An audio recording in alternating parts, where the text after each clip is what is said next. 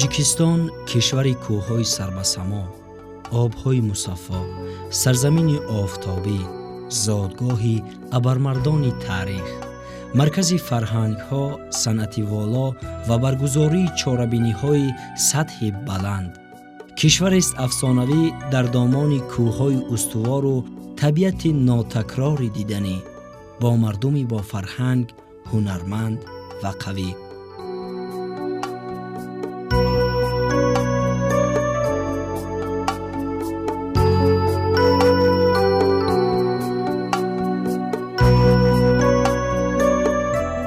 бо мақсади инъикоси ҳаёти кӯдакону наврасон, мавзеъҳои зебои тамошобоби диёр омадем ба ҷамоати деҳоти ба номи Абу Абдуллоҳ Рӯдакии ноҳияи Восеъ.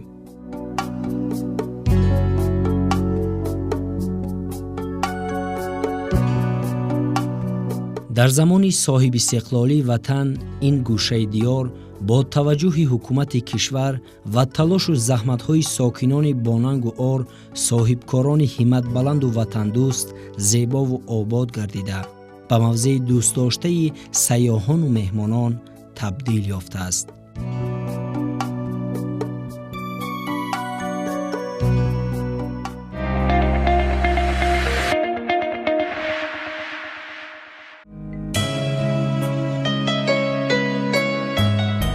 муассисаи таълимии томактабии хусусии Оиша воқеъ дар деҳаи меҳнатободи деҳоти ба номи Абу Абдуллоҳ Рӯдакии ноҳияи Восеъ 4 октябри соли 2021 бо иштироки асосгузори сулҳу ваҳдати миллӣ, пешвои миллат, президенти ҷумҳурии Тоҷикистон муҳтарам Эмомалӣ Раҳмон мавриди истифода қарор дода шудааст.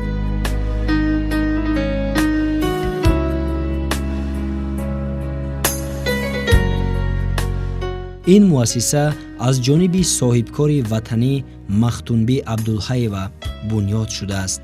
муассиса аз 2 ошиёна иборат буда, дорои тамоми шароитҳо барои ҷалби кӯдакон ба машғулиятҳои гуногун мебошад. Самолакҷон ваз ваз, дулонаҷон пас пас, ду чашмакам бин бин, ду дастакам чин чин. айни ҳол дар ин кӯдакистон наздик ба 80 нафар тарбиятгиранда дар 3 гурӯҳ ба таълим фаро гирифта шуданд. дарсҳо бо 3 забон гузаронида мешаванд.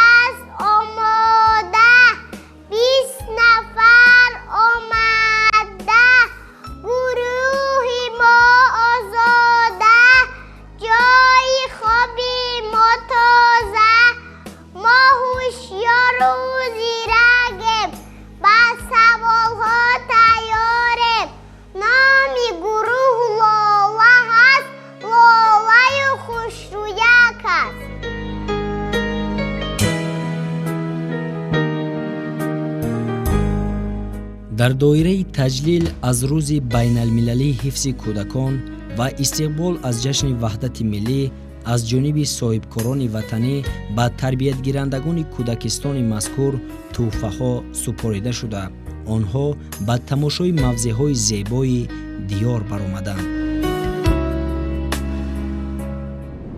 кӯдакон хушбахтии ҳар як оила ва албатта ки ояндаи давлату миллат ҳастанд. бахшида ба рӯзи умумиҷаҳонии ҳифзи кӯдакон ва таҷлил аз ҷашни ваҳдати миллӣ мо сайре дорем бо таълимгирандагони муассисаи таълимии томактабии Оиша.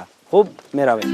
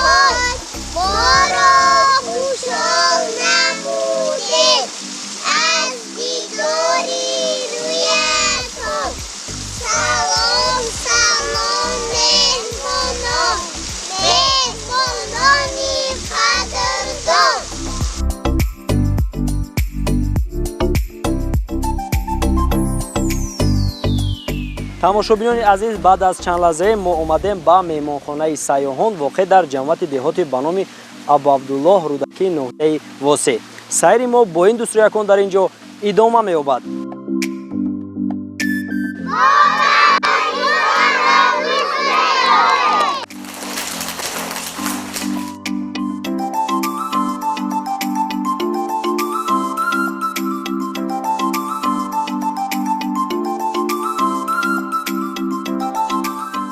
нахуст онҳо аз маҷмӯаи сайёҳӣ ва меҳмонхонаи сайёҳон дидан намуданд.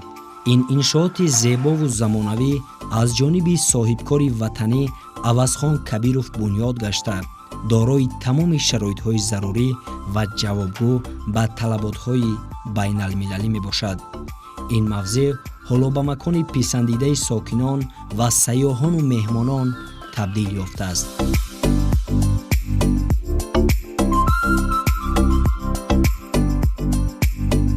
ҳайкалҳои зебои ороишӣ, фавораву шаршара, ҳавзҳои хуби шиноварӣ, гулу дарахтони зебои ороишӣ, ҳайвоноту паррандагони гуногун аз ҷумла шутур, шутурмурғ, товус, харгӯшҳо, ҳавзи моҳӣ диққати ҳар як бинандаро ба худ ҷалб мекунад.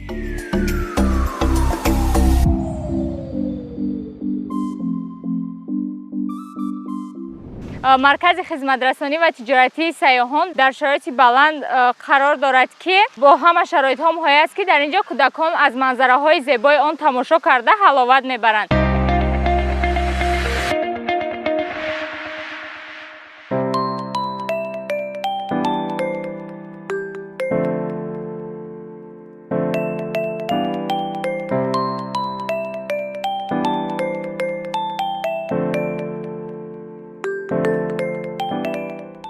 дар саҳни меҳмонхонаи сайёҳон кӯдакон ба тасвири расмҳои зебо машғул шуданд ва ҳар яке кӯшиш менамуд расмаш зебову диққатҷалбкунанда барояд.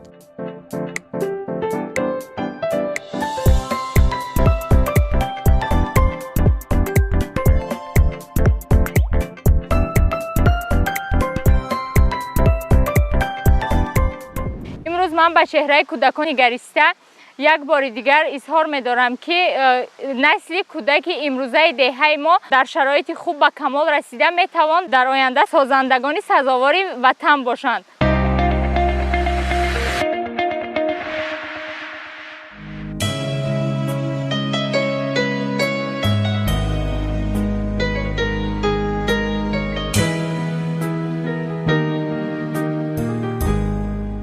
дар толори маҷлисӣ меҳмонхонаи сайёҳон раиси ноҳияи Восе бо таълимгирандагон ва мураббиёни онҳо суҳбат намуда, онҳоро барои омӯзиши боз ҳам хубтари илмҳо, касбу ҳунар ва аз хурдсолӣ дар дили онҳо ҷой додани меҳри ватану модар, сарзамини биҳиштосоямон Тоҷикистон ҳидоятҳо намуданд.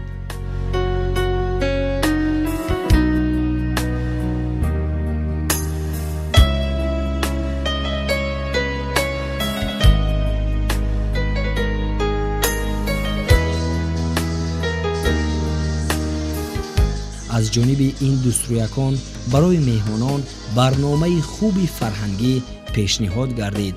онҳо бо рақсу бозиҳо, шеърхониву суруд хотири меҳмононро шод намуданд.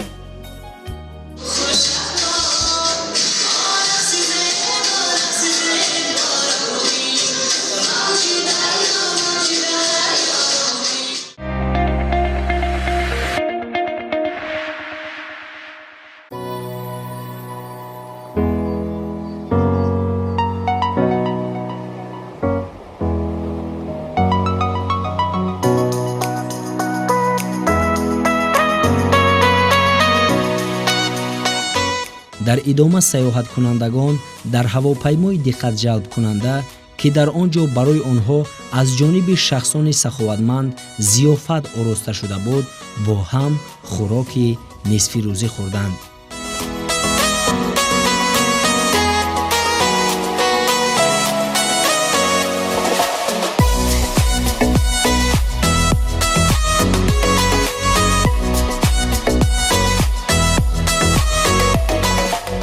واقعاً خیلی هم تماشاباب است این موضع.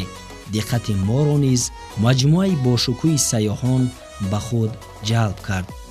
در اینجا توسط هیکل و آرایش‌ها دوره‌های گوناگون تاریخ خلق تاجیک انعکاس یافته است که هر یک تماشابین با دیدن آن هم از تاریخ، هم از فرهنگ و مدنیت بای مردم ما در دوره‌های گوناگون تاریخی آگاه می شود.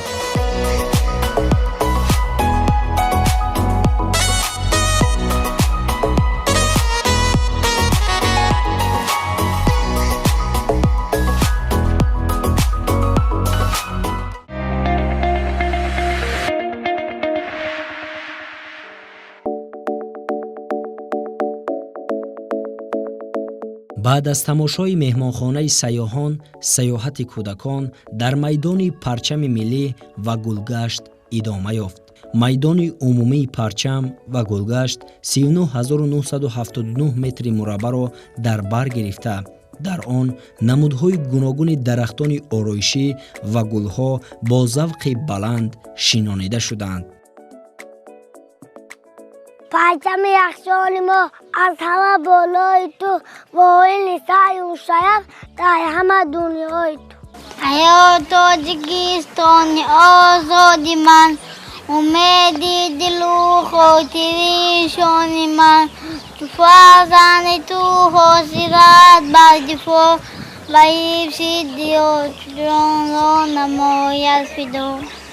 وطن اگر مادر است و جانم برابر است، مهری وطن همیشه چون دل مرا در بر است. ما کودکانیم، شیرین زبانیم، مثل کبوتر آواز میخوانیم. در کودکستان شادم خندان، چون گل که دارد چو در گلستان. ما کودکانی خوشبختیم.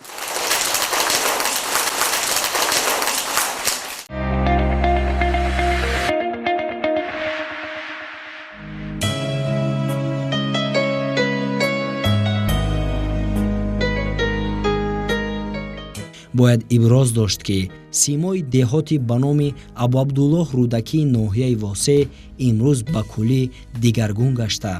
در آن انشاءات و موضع‌های گوناگون تماشاباب ساخته شده است.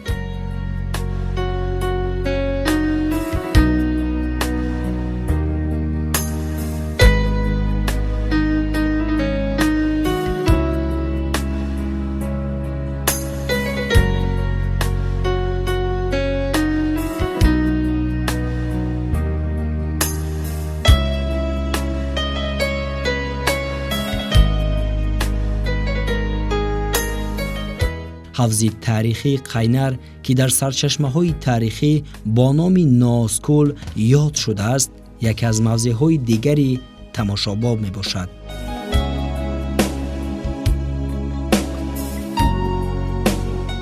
این موضع نیز امروز مکان سیر و گشت و برگزاری چهاربینی‌های گوناگون گردیده است.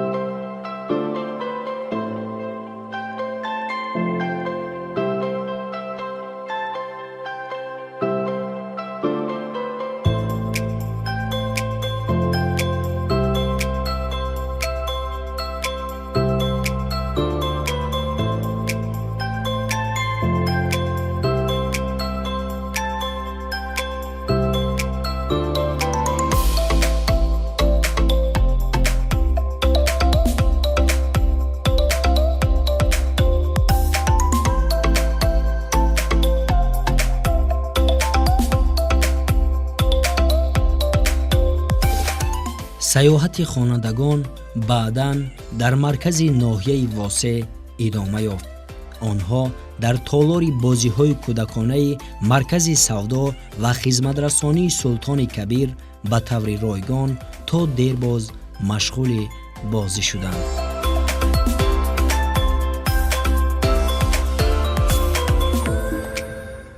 خانه‌ای که طفل دارد غوسه در او خانه نیست.